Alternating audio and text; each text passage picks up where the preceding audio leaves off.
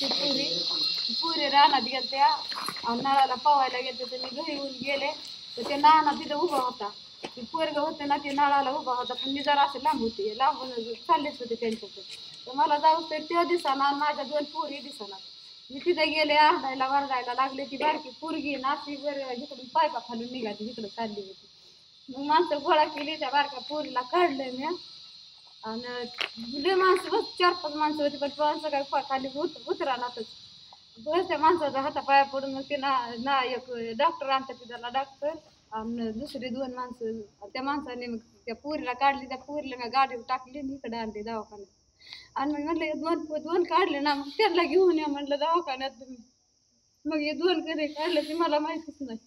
त्या पोरीला घेऊन असते तर पोरीचा पाय पण त्या ह्याच्यात घुसला नळी भाजली त्या पोरीला पण मला काही सुचना नाही तरी पण त्या पोरीला आणली. डॉक्टर मला नेऊच नका तुम्ही दवाखान्यात तरी मी त्या पोरीला उचलली गाडीवर आणली दवाखान्यात.